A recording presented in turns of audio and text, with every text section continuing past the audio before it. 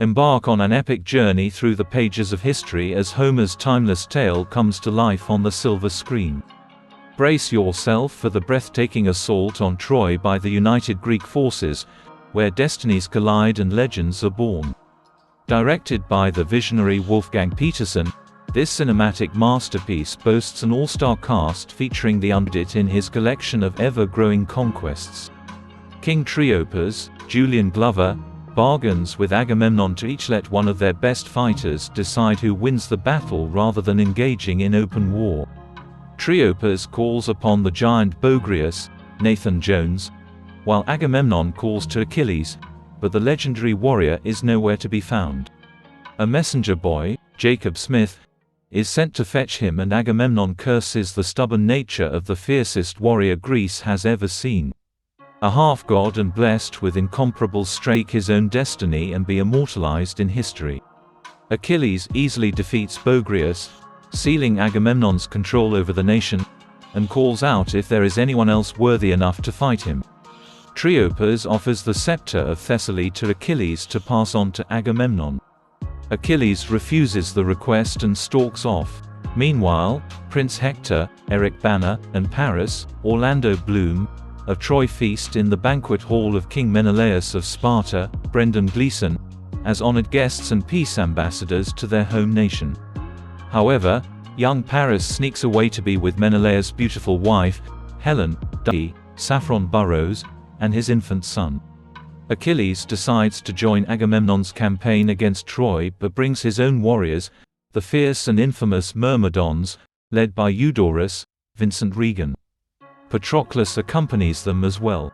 The Myrmidons prove to be faster rowers than the Greeks and arrive on the shores of Troy before anyone else. Achilles gives an impassioned speech to his men, telling them that they will be immortalized in the campaign.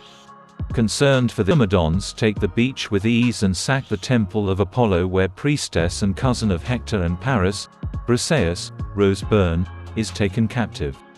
In a defiant move, and despite a warning from Eudorus not to offend the gods, Achilles decapitates the statue of Apollo.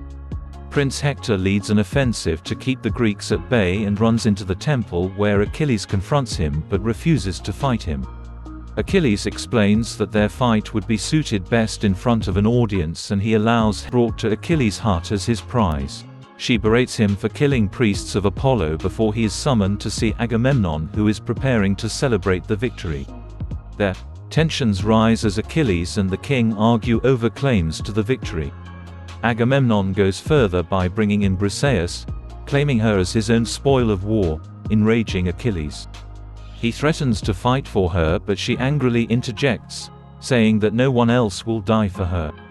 Achilles stays his blade, to the surprise of Agamemnon. Achilles vows that Agamemnon will one day fall under his sword. That night, Priam seeks the advice of his advisors and elders with his sons in attendance, discussing how best to defend against the Greeks. Paris offers an alternative to bloodshed. He will fight Menelaus for Helen's hand. The winner will take her home and the loser will burn before nightfall. Later, Priam speaks with Paris in a courtyard and admits that, in all the wars H has fought for power or land, a war fought for love makes more sense. He gives Paris the sword of Troy, forged at its founding and containing the history of their nation. He explains that as long as a Trojan wields it, there is hope for their people. Hector goes to see his wife and son. She fears for his life and can't imagine living on without up to see his brother. In the halls, he sees a cloaked figure and gives pursuit to find that it's Helen trying to leave the city. She is remorseful for being the sole reason so many Trojan men died that day, but Hector tells her that returning to Menelaus will not end the war and that she is a princess of Troy now. Helen returns to Paris. The next day, Agamemnon's army marches for Troy while Achilles, Menelaus is clearly stronger. Paris, fighting under his brother's advice of waiting until Menelaus tires, is wounded and disarmed, but, before Menelaus can deliver a death blow, ducks away and crawls back to his brother.